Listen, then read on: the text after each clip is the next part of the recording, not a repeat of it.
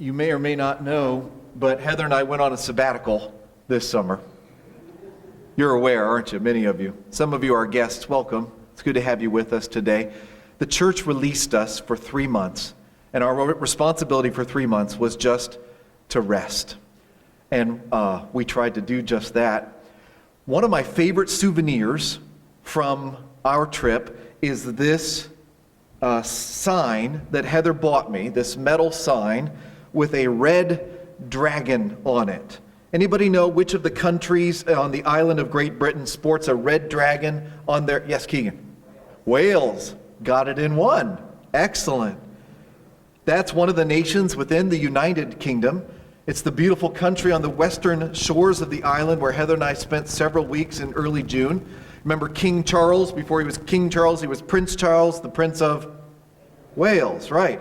So Heather bought me this sign, and it's really beautiful. It has the red dragon of Cadwallader on it, which has stood for the national pride of Wales for nearly 1,400 years. And you probably can't see it from there, but it is completely filled up with the names of Welsh towns and cities on it. And they all sound exotic, and many are unpronounceable for me because I don't speak Welsh. But we love to look it over and pick out the names of the places that we visited during our time there. Kilgarran and Cardiff and Abergavenny and Pontypool. That one's fun to say. Pontypool. And Fishguard and Cardigan and St. David's and Swansea and Hay-on-Wye and so on. And there's sprinkled throughout this little figures and icons and little symbols embedded in between. It's really quite beautiful. Thank you, honey, for buying it for me. I haven't figured out where to hang it yet, probably in my office somewhere. And this metal sign, like all good signs, has a central message, something it's pointing to. Does anybody have good enough eyes to tell me what it says right across the middle?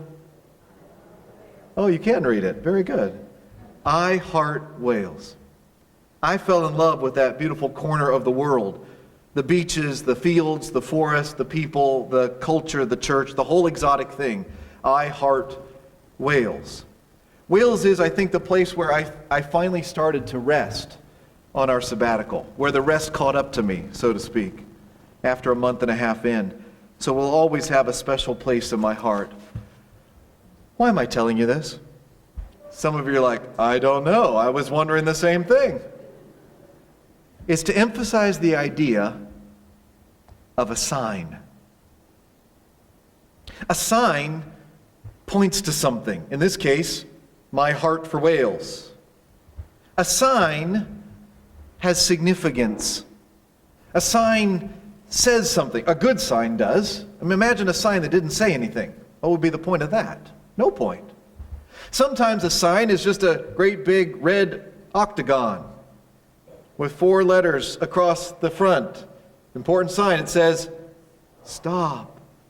Or we've got that sign out on 53, on Route 53, and it says, Lanse Free Church, this way. Some of you used it today to find this place. Point, point, point. Snack and Yak kids, maybe you might want to draw a sign of some kind to share with Mr. and Mrs. Fulmer at Snack and Yak after worship today. A sign, if it's doing its job, points to something significant.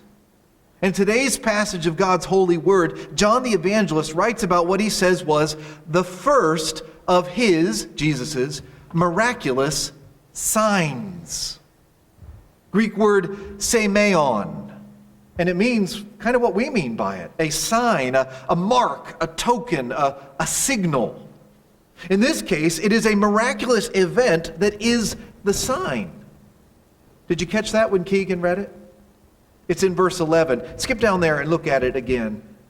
This, the first of his miraculous signs, semeion, Jesus performed at Cana in Galilee. He thus revealed his glory, and his disciples put their faith in him. That's pretty significant, significant, pun intended. Jesus performed a sign. Yes, it was a miracle, but it wasn't just a miracle. It was a miracle with a meaning. It was a miracle with a message. If you look closely at this sign, you got the message. It was written across the middle of it. John says that Jesus, with this sign, revealed his glory. To those who knew what was happening, and it's actually a surprisingly small number in this case, to those who knew what was happening, Jesus gave a glimpse of his glory. Now, John has told us to expect that in this book. Remember what he said in the prologue? Chapter 1, verse 14, the Word, what we've been memorizing, the Word became flesh and made his dwelling among us. We have seen his glory. The glory of the one and only who came from the Father, full of grace and truth. And I don't know about you, but I want to see his glory too. So let's look more closely at his first miraculous sign. It's really a wild story. It's really weird and strange. Like, if you don't know this story, when you read it, you go, what happened? How did that go down? I put a note in my margins this week. This story is too weird to not be true. Nobody would come up with this. Nobody would do it this way unless this is actually how it went down. It's too strange to not be true. Obviously, Jesus is going to do a miracle here, but you could almost miss it. In fact, there were people who were there, who saw the miracle, who even drank the miracle, who didn't know that the miracle had happened. Isn't that wild? Now, I wouldn't do it that way, but that's because I'm not Jesus. This is Jesus revealing his glory. This is Jesus' first miraculous sign. But we're getting ahead of ourselves. Let's jump back up now to verse 1 and see how this miraculous sign came about. John chapter 2, verse 1. On the third day, a wedding took place at Cana in Galilee. Jesus' mother was there, and Jesus and his disciples had also been invited to the wedding. A wedding. Don't you love a wedding? A good wedding? What a wonderful event a wedding can be. And in Jesus' day, a wedding was a huge deal. Did you ever go to a wedding and think, when is this going to be over? Or, I can't wait till we get to the cake, right? A wedding in Jesus' day took about a week, okay? The feast might last a week. Life stopped when two families came together to celebrate these two people becoming one. Wow. This was a big deal, especially in a small town like Cana. Remember, that's where Nathanael came from, that really honest guy we looked at last chapter who Jesus invited to come and see, to come check him out and see if Jesus was as good as advertised. This is apparently the third day since then, and they've reached the little town of Cana in the northern region of Galilee, and there's a wedding going on that Jesus' mother was at. Now, John never tells us her name, but the other Gospels tell us that her name was Mary. This is the woman who gave Jesus birth. She carried him for 9 months. Jesus is fully human, and nobody knows that better than this lady right here. And she's at this wedding. Perhaps she's related to the bride or the groom. If so, it's probably the groom, because he's responsible for the wine at the wedding. We're never told exactly who the bride or the groom are. We don't know their names. We just know they're getting hitched. And everybody's invited, including not just Mary, but Jesus and his disciples have gotten invitations in the mail. Now, we don't know how many disciples Jesus had at this point. Last week, we learned about 5 of them. Andrew, remember him? He's always taking people to Jesus. Probably John, the one that isn't named is probably John, being modest. Simon, who Jesus is going to rename Peter. Philip, who always says what other people are thinking. And Nathanael, who might also be the disciple we call Bartholomew. So probably these 5 guys at least, and maybe more, are with Jesus at this wedding. Jesus shows up with an entourage. And everybody is having a good time. Until disaster strikes. They run out of wine. Now, you and I can't really understand what a big problem that actually was. Heather and I didn't even have any wine at our wedding, and it was just fine. I don't drink. Doesn't matter. But this was a total disaster for this couple, looming right on them. And it was even more for the groom and his side, because it was their responsibility to provide the joyful drink for the feast. It was shameful and embarrassing at best, and perhaps ruinous at worst. The bride's family might have been able to sue the groom's family for breach of contract. There was a financial liability on the line. It was a major failure of Middle Eastern hospitality, which is no small thing. It was a big problem. And Jesus' mother swings into action. Look at verse 3.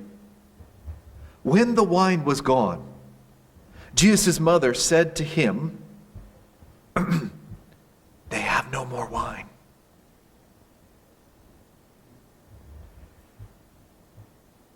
Mary knows about Jesus. Does she not? Nobody knows better. She remembers that angel's visit. She remembers that she had been a virgin who was then pregnant. She remembers the shepherds and their story of the angels singing. She remembers the wise men and their gifts. She treasured up all these things in her heart. It's been about 30 years. And she decides that now's a good time to ask Jesus to do something.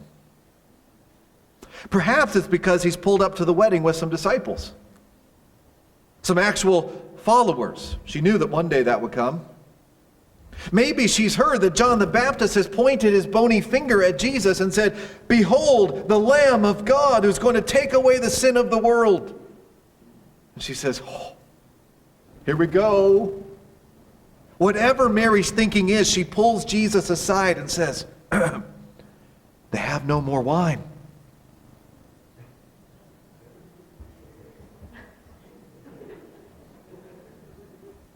This party's about to go down really quick. This wedding feast is going to be a failure. The joy is going to be drained from this event. Now, Jesus' response might have been very surprising to her. It is to me whenever I read it, especially in the way he talks to the woman who has given him birth. Look at verse 4. "Dear woman, why do you involve me?" Jesus replied. "My time has not yet come." He doesn't call her mom. He calls her in Greek, gune, in Greek, which is a respectful way of addressing her, but not particularly affectionate. It's kind of like our ma'am. By the way, kids, don't try this at home. Don't call your mom gune today. I'm listening, I'm hearing. Some kids probably trying it out right now. It's just for Jesus. Jesus says, "Ma'am, why are you getting me involved in this? Dear woman, why are you trying to make this my business?" It's fascinating because I think that response signals that Jesus is fully on his Father's mission. He doesn't take orders from his mom. Now that he has entered into public ministry, he is distancing himself from his mom so that she's no longer on the inside track. Doesn't mean he doesn't love her. We'll see by the end of the gospel that he does. But he's about his Father's business now like never before. And also, at the same time, somewhat paradoxically, it's not yet his time to go big. Did you see that in verse 4? My time has not yet come. Literally, my hour has not come. We're going to see this idea of Jesus' hour over and over again as we study this book. Jesus says that it has not come several times over the course of the first 11 chapters. It's not my hour. It's not my hour. It's not my hour. It's not time yet for Jesus to get all of the attention. It's not time yet for Jesus to be lifted up. It's not time yet for Jesus to reveal himself fully as Israel's Messiah with all that means. He's not going to jump up and do a miracle that says, "Here I am, see me in all my glory." If there's a revelation of his glory, it's going to be just a glimpse. If he does anything right now, it's going to be quiet, reserved, even elusive. We're going to see that again and again in this part of the Gospel of John as well. Jesus is somewhat elusive at this stage.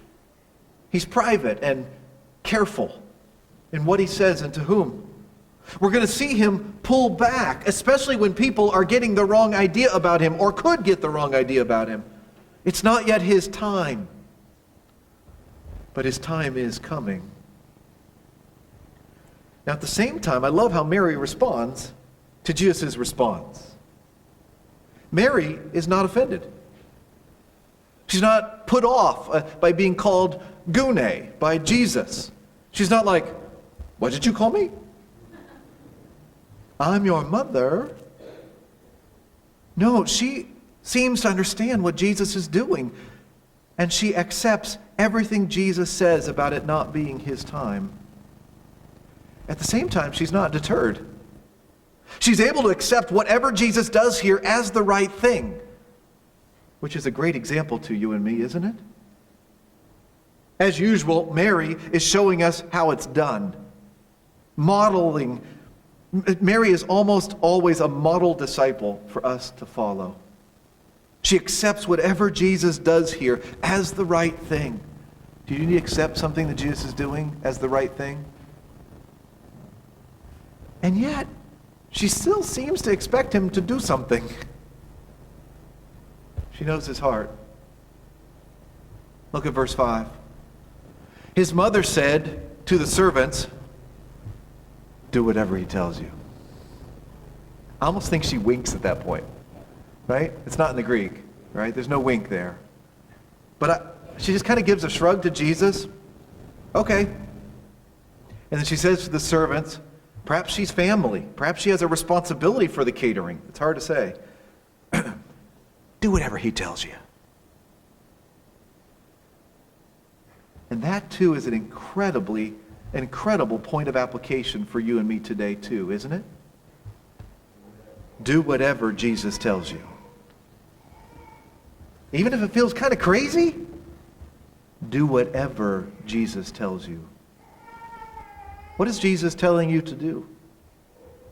What are his commands? Here, his commands to the servants are strange. Jesus does act. He does, in fact, do a miracle. He does something. He calls the crowd together and he waves his hands over all of their cups and he says, "Alakazam, alakazoo, wine for me and wine for you." Is that what he does? No. Nothing like it. No, it's very quiet what he does. Look at verse 6. Nearby stood 6 stone water jars, the kind used by the Jews for ceremonial washing, each holding from 20 to 30 gallons. By this time, they might be empty, by the way. Everybody who has come to this wedding would have had their hands ceremonially washed before eating. The water was poured over the tops of their hands and their bottom. Sometimes they did it a certain number of times. It was a ceremony. Everybody's hands have been washed, maybe many times as this week has gone by. We don't know how many guests there were at this wedding, but we do know that there were 6 of these big stone water jars, which when filled, hold 20 to 30 gallons. What is 30 times 6? Bunch of different answers there. I checked a calculator. It's 180 gallons. Imagine if I had 180 milk jugs up here on the platform with me, like when we fill it up with shoe boxes, and they're all full of water. That's how much water. And Jesus told the servants to fill them up to the brim. Look at verse 7. Jesus said to the servants, "Fill the jars with water." So they filled them to the brim. Then he told them, "Now, draw some out and take it to the master of the banquet." They did so, and the master of the banquet tasted the water that had been turned into wine. He did not realize where it had come from, though the servants who had drawn the water knew. Now, just stop there for a second. When exactly did this miracle happen? We don't know. We're just told that it did. And by the time anybody actually drinks the wine, Jesus isn't mentioned again in this story. I think he might have done the miracle and then quietly slipped away from the wedding.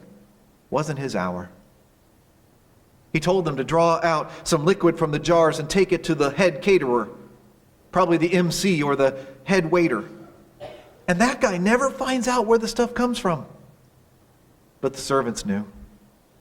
And the disciples did too. They saw it all. Verse 9. Then the master of the banquet called the bridegroom aside and said, "Everyone brings out the choice wine first and then the cheaper wine after the guests have had too much to drink. But you have saved the best till now." I always think, what about that groom at that moment going, "We did? I didn't know." Now, we weren't sure just a minute ago if Jesus was going to do any miracle, but he not only does do it, he overdoes it. Not only does he provide wine, he turned water into wine. And not just any wine, he made the best wine ever. This was the superior stuff. This would have had a label on it with the highest numbers at the wine shop. Have you ever seen those labels they put on them saying, this one's like a 92, this one's like a 95. I don't know what the scale is. I guess it's 100. This would be like a 200, right? On a scale of 1 to 100. This is the best stuff that this guy has ever tasted. You've saved the best till now. Problem solved.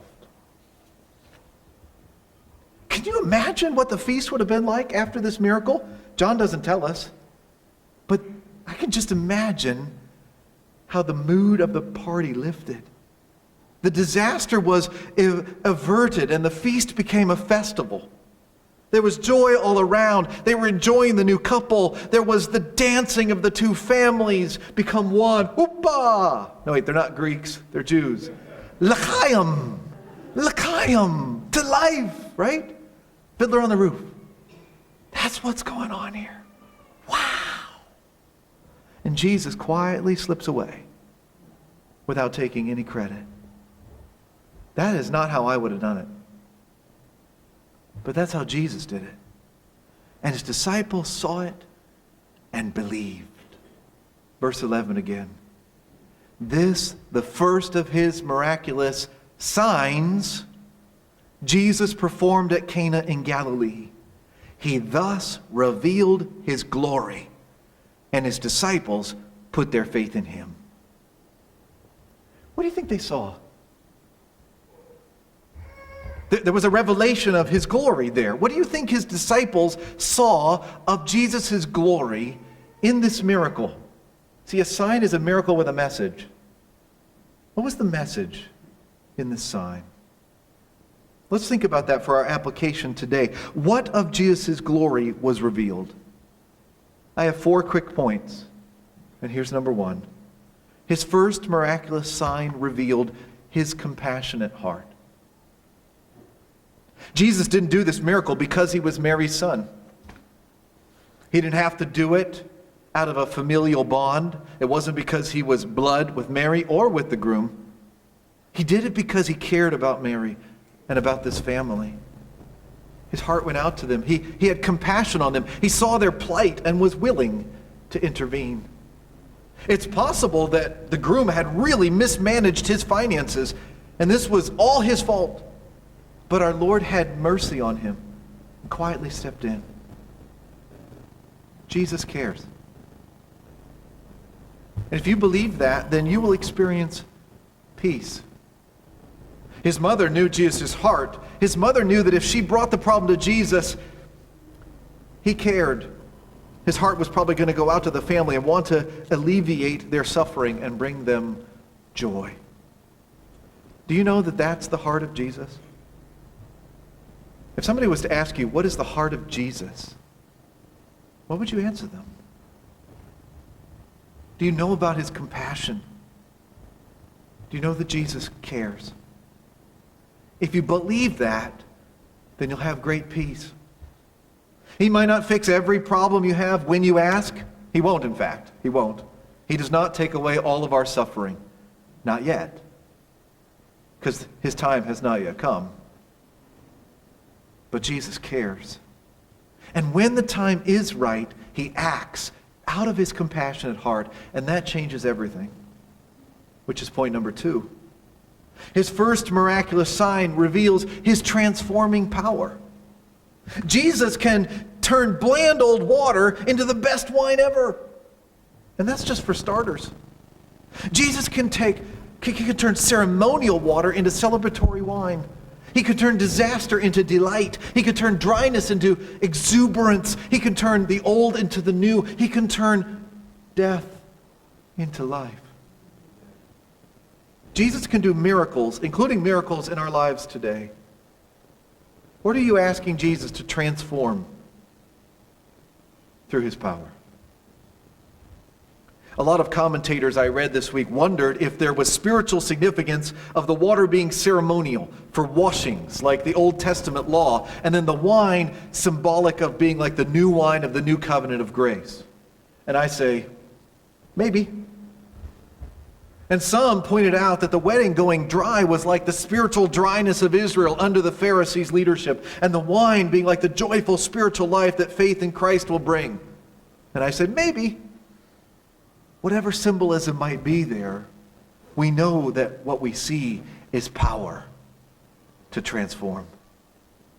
Jesus revealed his glory, and Jesus' glory is that he has real power to make real change. If you believe that, then you'll experience great joy. Because you know that he truly has power and can do amazing things in your life. Do you believe that? If Jesus can do this, just think what he can do with your problem.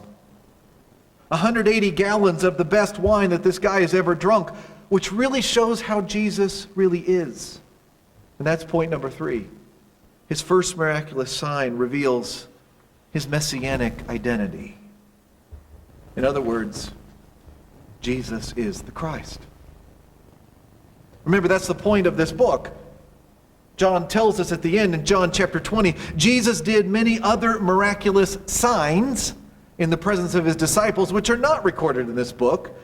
But these signs, like this one, are written that you may believe that Jesus is the Christ, the Son of God, and that by believing you may have life in his name. In time, his disciples got the message. He makes wine. He makes the best wine. He's the Messiah, isn't he? Yes, he is. Last Christmas, we were studying the book of hope in the prophecy of Jeremiah. Do you remember? So much of Jeremiah was gloomy because he had to be a broken record about a broken covenant.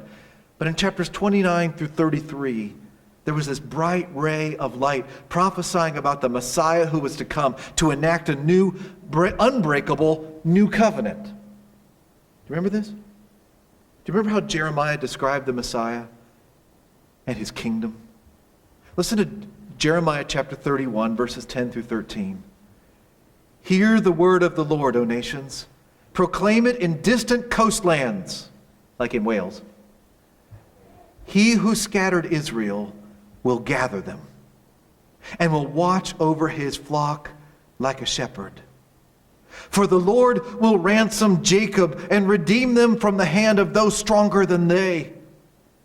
They will come and shout for joy on the heights of Zion. They will rejoice in the bounty of the Lord, the grain, the new wine, and the oil. The young of the flocks and herds. They will be like a well-watered garden, and they will sorrow no more. Then maidens will dance and be glad, young men and old as well. I will turn their mourning into gladness. I will give them comfort and joy instead of sorrow. It'll be like a great wedding feast. I think that the disciples caught a glimpse of Jesus' messianic identity when they saw the party really getting started. That's the Messiah right there. And we know that that's just a foretaste of a wedding feast still to come. The marriage supper of the what? The Lamb. When Jesus is not just an amazing guest, but the bridegroom himself. This miracle was a sign pointing to his identity. And if you and I believe it, then we will have life. Life in his name. Do you believe that Jesus is the Christ, the Son of God?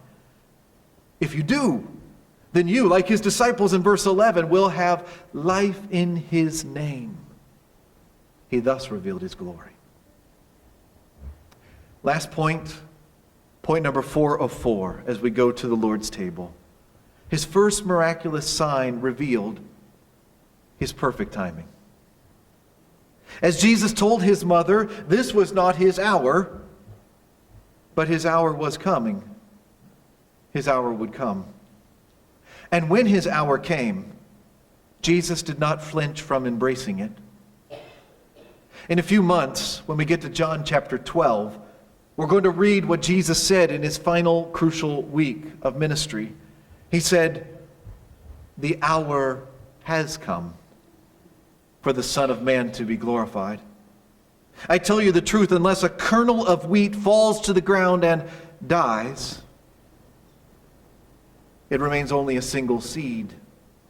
But if it dies, it produces many seeds." That's us. "Now my heart is troubled. But what shall I say? Father, save me from this hour? No. It was for this very reason I came to this hour. Father, glorify thy name." Do you believe that Jesus has perfect timing? It often seems like Jesus is late. He could have made the water into wine before the old wine ran out, but he didn't do that.